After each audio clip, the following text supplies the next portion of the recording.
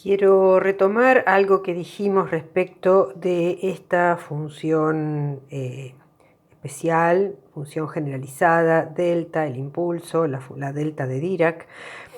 Vamos a revisar algo que ya dijimos. Por un lado, habíamos definido como precursora de la delta esta delta sub lambda de x, que es una ventana, digamos, es algo que enmascara todo lo que hay por debajo de 0 y por arriba de lambda, y en el intervalo 0 lambda vale 1 sobre lambda.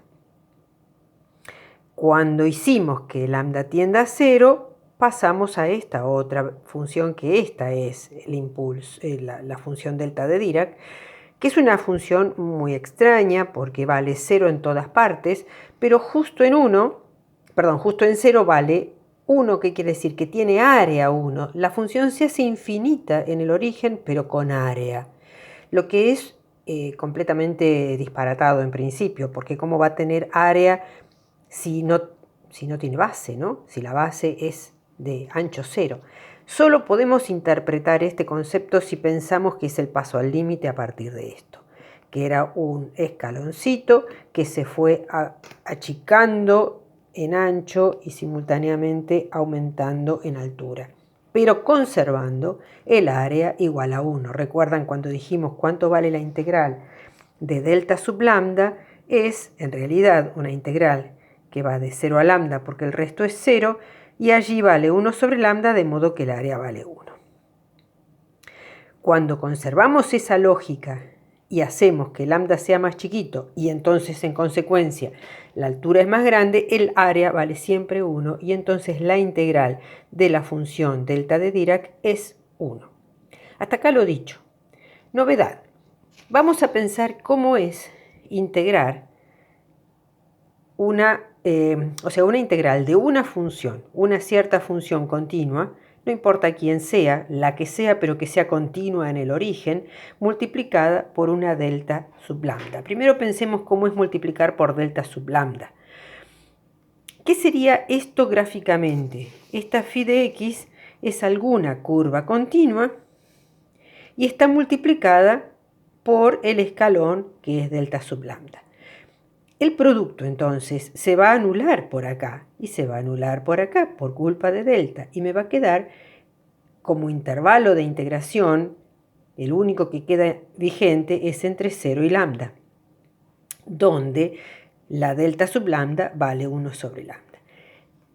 Esta cuenta lo que me va a dar es, bueno, una operación así, que sin entrar en mucho detalle, nos va a dar el valor medio de la función phi en este intervalo.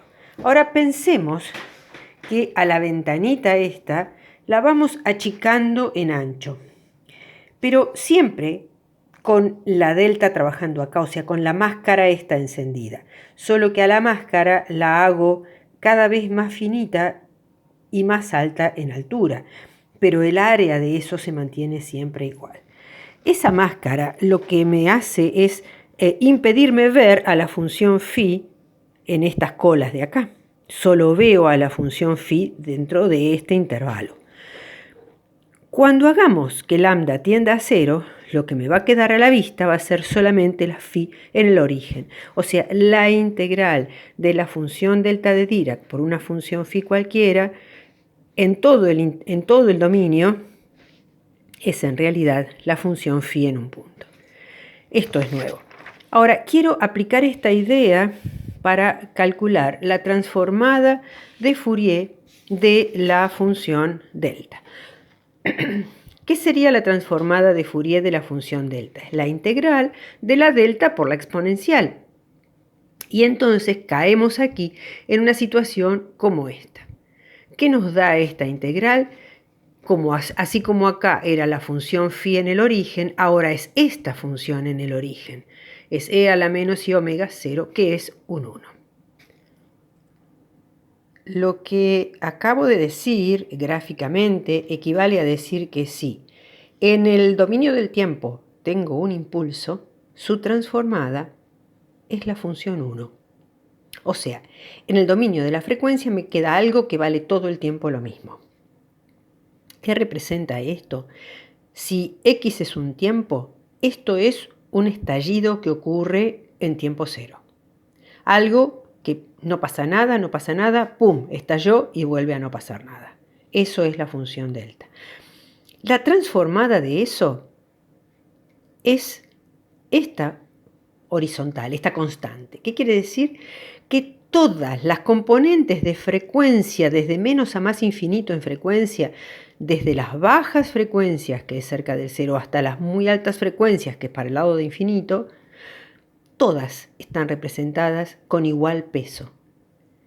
Ahora, nosotros contamos con una propiedad, con la llamamos la propiedad de simetría, que nos dice que si tenemos una vinculación entre una función y su transformada, esta es la f de omega, si a esta f de omega la ponemos en términos de x, que para el caso es el 1, porque no está presente a la vista la variable, digo, si la delta de x me da esta f de omega, esta misma f grande, pero ahora de x, al transformarla da algo parecido a esto, pero en menos omega y multiplicado por 2pi.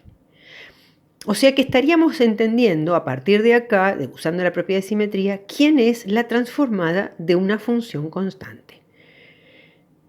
Bueno, la delta es la misma función a la derecha y a la izquierda, o sea, delta es una función par, de modo que delta de menos omega es lo mismo que decir delta de omega. Gráficamente, ¿qué es esto que estoy diciendo? Es este grafiquito de acá. Si en x tengo algo constante, o sea, lo mismo que esto, pero traído del lado del tiempo, su transformada es esto, o sea, es un impulso representado en función de omega.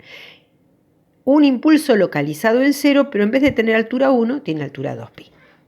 Más allá de ese detalle de la constante, que es una cuestión de la normalización, lo que me está diciendo esto es, como evento, algo contrario a esto. Quiero decir, ¿esto era un estallido que ocurría de repente y nunca más pasaba nada, ni antes ni después?